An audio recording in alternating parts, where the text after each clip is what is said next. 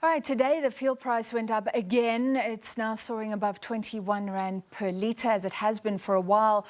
Many breathed a sigh of relief after government said it would cut the fuel levy on all fuel by R1.50 per litre, effectively discounting the price hike.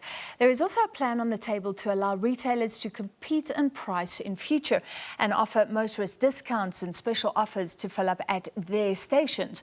But the Fuel Retailer Association has cautioned against a proposal. It calls this the deregulation of the country's fuel price. To discuss, we're joined by the association's CEO, Reggie Sibiya. Reggie, thank you for being with us. Firstly, before we look at South Africa specifically, just to play devil's advocate, I've been to America and people decide which fuel stations they'll go to based on the price of fuel that's advertised every day. Aren't we actually unusual in South Africa in that we pay the same price no matter which petrol station we go to? Francis, thank you for the opportunity. Yes, you're correct. Those markets are fully deregulated. But also what you note is that as much as they are fully deregulated, the price differentials between one service stations to the other are not that huge, actually.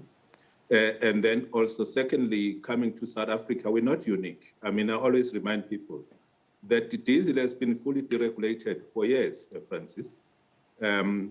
But guess what? Diesel is not cheaper than petrol. It's actually more expensive than petrol. And then what happens when you deregulate the markets? All right. So, and also, Francis, if I may, let's also just clarify here that diesel is deregulated. Secondly, the proposals that were issued in a joint statement by the Minister of Finance and the Minister of Minerals and Energy does not talk deregulation. It talks about maximum pricing of ULP 93. So there is a big difference between deregulation and maximum pricing. As I explained, diesel is fully deregulated. It means retailers can fully recover their expenses as and how they wish to cover those expenses. All right, so that's full deregulation. So we'll maximum talk about pricing. why, Reggie, we'll talk about why partial deregulation is a problem. But firstly, you're saying that this plan can destroy transformation in the sector, and I really want to give you a chance to explain why. Thank you. Yeah, so maximum pricing is actually the worst form of regulation. So let's bring it down to numbers, Francis. So let's say of the total 22 Rand price for petrol in Gauteng inland, of that, the retail margin is fixed cents per litre, is only R2.28. Please just understand that, R2.28. Of that R2.28, 64 cents goes back to the oil companies in the form of rentals. It means the retailer is only left with R1.54. Now, the question I'm going to ask here is the question I was saying that retailers should now use the R1.54 to compete with each other, because that's the only part of the pump price that the retailer can influence, is this R1.54.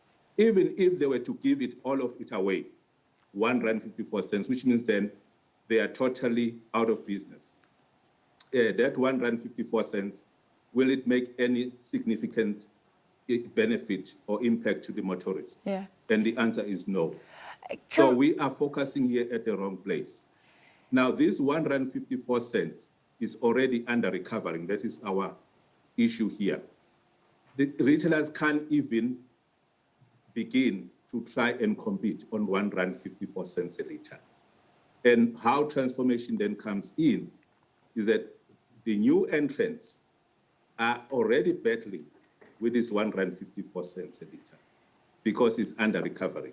They've got they've got high amounts of loans that they've got to pay back, which are not accounted for in this R1.54.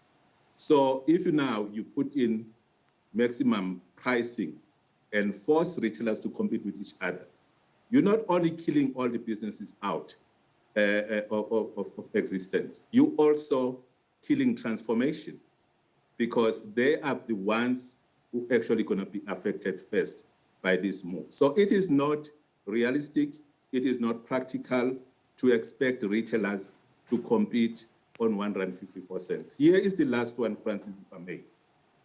This will also promote what we call illegal trading, which again, DMRE is failing dismally to control. What we mean by illegal trading, DMRE has issued over 700 wholesale licenses.